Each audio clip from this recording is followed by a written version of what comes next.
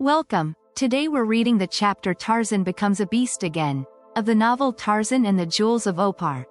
Last time, Mugambi, driven by hatred and the desire for vengeance, slowly regained his strength while pursuing the raiders who captured Jane Clayton. Meanwhile, Jane, held captive by Achmet Zek, clung to hope for rescue from Tarzan, while Albert Werper plotted to escape with stolen jewels. As Mugambi infiltrated the raiders' camp, he discovered that Jane was not in the hut he believed she occupied, igniting his determination to find her. For a moment Werper had stood above the sleeping ape-man, his murderous knife poised for the fatal thrust, but fear stayed his hand. What if the first blow should fail to drive the point to his victim's heart? Werper shuddered in contemplation of the disastrous consequences to himself. Awakened, and even with a few moments of life remaining, the giant could literally tear his assailant to pieces should he choose. And the Belgian had no doubt but that Tarzan would so choose. Again came the soft sound of padded footsteps in the reeds, closer this time. Werper abandoned his design. Before him stretched the wide plain and escape. The jewels were in his possession. To remain longer was to risk death at the hands of Tarzan, or the jaws of the hunter creeping ever nearer. Turning, he slunk away through the night, toward the distant forest. Tarzan slept on. Where were those uncanny guardian powers that had formerly rendered him immune from the dangers of surprise? Could this dull sleeper be the alert, sensitive Tarzan of old? Perhaps the blow upon his head had numbed his senses, temporarily, who may say? Closer crept the stealthy creature through the reeds. The rustling curtain of vegetation parted a few paces from where the sleeper lay, and the massive head of a lion appeared. The beast surveyed the ape-man intently for a moment. Then he crouched, his hind feet drawn well beneath him, his tail lashing from side to side. It was the beating of the beast's tail against the reeds which awakened Tarzan. Jungle folk do not awaken slowly, instantly. Full consciousness and full command of their every faculty returns to them from the depth of profound slumber. Even as Tarzan opened his eyes, he was upon his feet, his spear grasped firmly in his hand and ready for attack. Again was he Tarzan of the apes, sentient, vigilant, ready.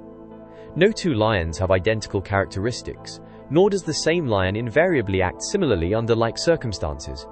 Whether it was surprise, fear or caution which prompted the lion crouching ready to spring upon the man is immaterial.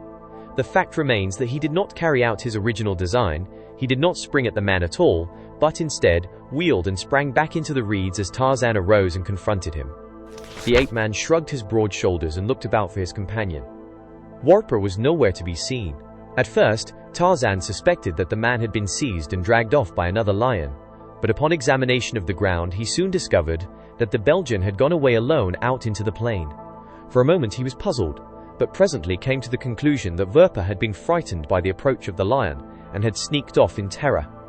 A sneer touched Tarzan's lips as he pondered the man's act, the desertion of a comrade in time of danger, and without warning. Well, if that was the sort of creature Werper was, Tarzan wished nothing more of him.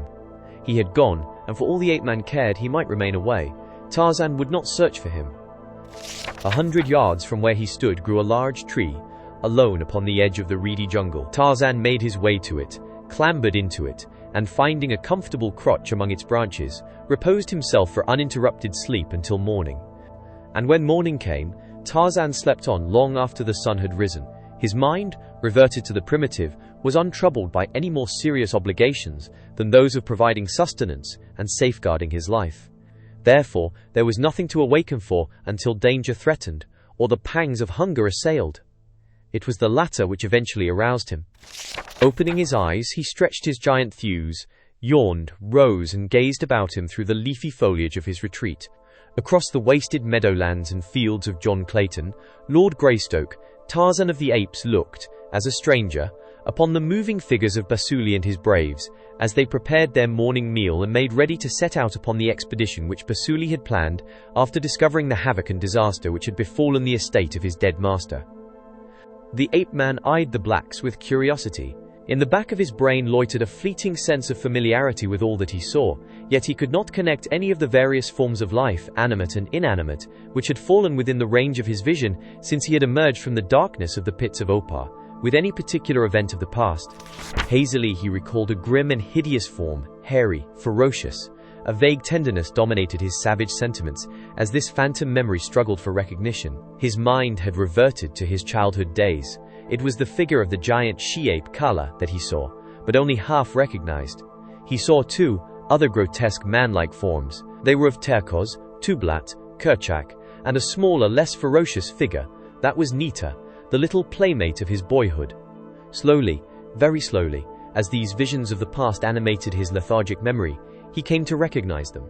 They took definite shape and form, adjusting themselves nicely to the various incidents of his life with which they had been intimately connected. His boyhood among the apes spread itself in a slow panorama before him, and as it unfolded, it induced within him a mighty longing for the companionship of the shaggy, low-browed brutes of his past. He watched the blacks scatter their cookfire and depart, but though the face of each of them had but recently been as familiar to him as his own, they awakened within him no recollections whatsoever. When they had gone, he descended from the tree and sought food. Out upon the plain grazed numerous herds of wild ruminants. Toward a sleek, fat bunch of zebra, he wormed his stealthy way. No intricate process of reasoning caused him to circle widely. Until he was downwind from his prey, he acted instinctively. He took advantage of every form of cover, as he crawled upon all fours and often flat upon his stomach toward them. A plump young mare and a fat stallion grazed nearest to him as he neared the herd. Again it was instinct which selected the former for his meat. A low bush grew but a few yards from the unsuspecting two. The ape-man reached its shelter. He gathered his spear firmly in his grasp. Cautiously he drew his feet beneath him. In a single swift move he rose and cast his heavy weapon at the mare's side. Nor did he wait to note the effect of his assault, but leaped cat-like after his spear, his hunting knife in his hand. For an instant the two animals stood motionless. The tearing of the cruel barb into her side brought a sudden scream of pain and fright from the mare, and then they both wheeled and broke for safety. But Tarzan of the apes, for a distance of a few yards, could equal the speed of even these, and the first stride of the mare found her overhauled, with a savage beast at her shoulder. She turned, biting and kicking at her foe. Her mate hesitated for an instant, as though about to rush to her assistance. But a backward glance revealed to him the flying heels of the balance of the herd, and with a snort and a shake of his head he wheeled and dashed away. Clinging with one hand to the short mane of his quarry, Tarzan struck again and again with his knife at the unprotected heart. The result had, from the first, been inevitable. The mare fought bravely, but hopelessly, and presently sank to the earth, her heart pierced. The ape-man placed a foot upon her carcass, and raised his voice in the victory call of the Manganini. In the distance, Basuli halted as the faint notes of the hideous scream broke upon his ears. "The great apes," he said to his companion.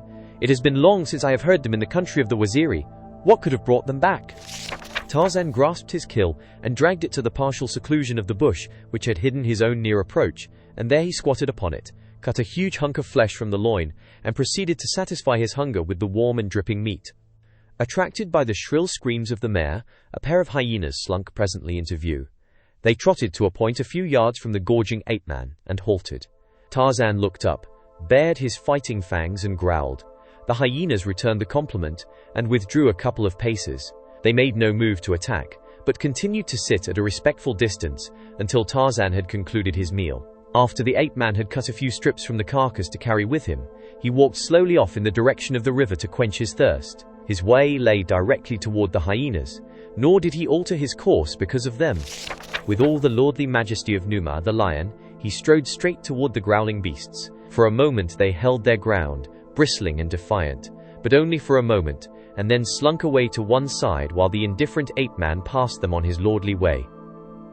A moment later they were tearing at the remains of the zebra. Back to the reeds went Tarzan, and threw them toward the river. A herd of buffalo, startled by his approach, rose ready to charge or to fly. A great bull pawed the ground and bellowed as his bloodshot eyes discovered the intruder, but the ape-man passed across their front as though ignorant of their existence. The bull's bellowing lessened to a low rumbling. He turned and scraped a horde of flies from his side with his muzzle, cast a final glance at the ape-man and resumed his feeding. His numerous family either followed his example or stood gazing after Tarzan in mild-eyed curiosity, until the opposite reeds swallowed him from view.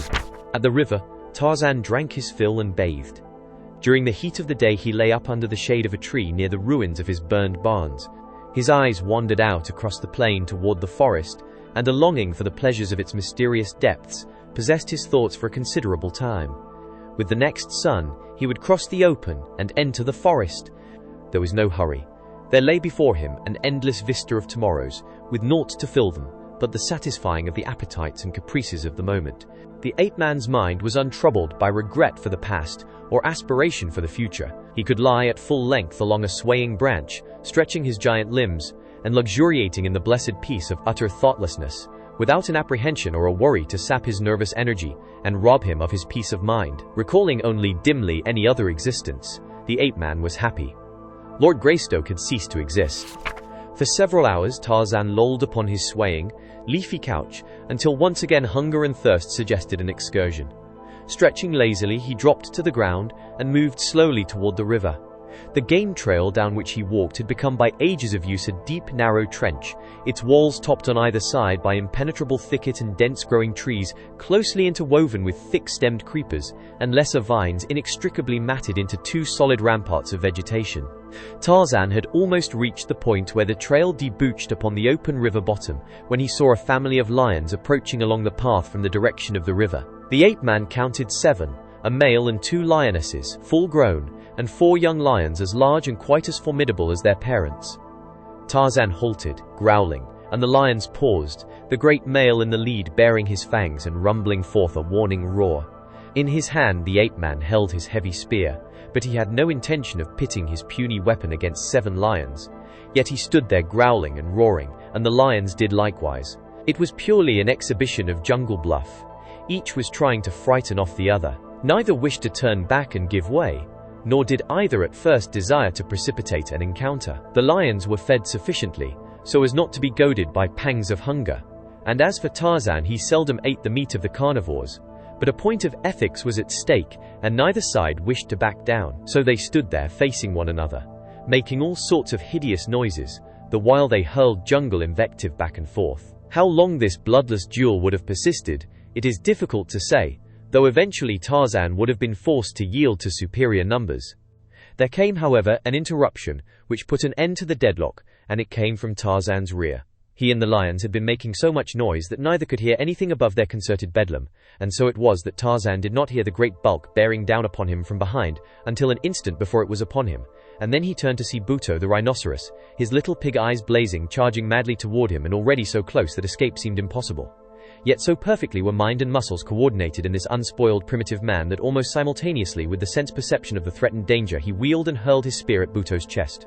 It was a heavy spear shod with iron, and behind it were the giant muscles of the ape-man, while coming to meet it was the enormous weight of Buto and the momentum of his rapid rush. All that happened in the instant that Tarzan turned to meet the charge of the irascible rhinoceros might take long to tell, and yet would have taxed the swiftest lens to record. As his spear left his hand, the ape-man was looking down upon the mighty horn lowered to toss him. So close was Buto to him. The spear entered the rhinoceros' neck at its junction with the left shoulder, and passed almost entirely through the beast's body, and at the instant that he launched it, Tarzan leaped straight into the air, alighting upon Buto's back, but escaping the mighty horn. Then Buto espied the lions, and bore madly down upon them, while Tarzan of the apes leaped nimbly into the tangled creepers at one side of the trail. The first lion met Buto's charge, and was tossed high over the back of the maddened brute, torn and dying, and then the 6 remaining lions were upon the rhinoceros, rending and tearing the while they were being gored or trampled. From the safety of his perch, Tarzan watched the royal battle with the keenest interest, for the more intelligent of the jungle folk are interested in such encounters. They are to them what the racetrack and the prize ring, the theater and the movies are to us. They see them often, but always they enjoy them, for no two are precisely alike. For a time it seemed to Tarzan that Buto, the rhinoceros, would prove victor in the gory battle. Already had he accounted for 4 of the 7 lions and badly wounded the 3 remaining, when in a momentary lull in the encounter he sank limply to his knees and rolled over upon his side. Tarzan's spear had done its work. It was the man-made weapon which killed the great beast that might easily have survived the assault of 7 mighty lions, for Tarzan's spear had pierced the great lungs, and Buto, with victory almost in sight, succumbed to internal hemorrhage. Then Tarzan came down from his sanctuary, and as the wounded lions, growling, dragged themselves away, the ape-man cut his spear from the body of Buto, hacked off a stake and vanished into the jungle. The episode was over. It had been all in the day's work, something which you and I might talk about for a lifetime. Tarzan dismissed from his mind the moment that the scene passed from his sight. Did you enjoy today's chapter of Tarzan and the Jewels of Opar? Why not subscribe and ring the bell?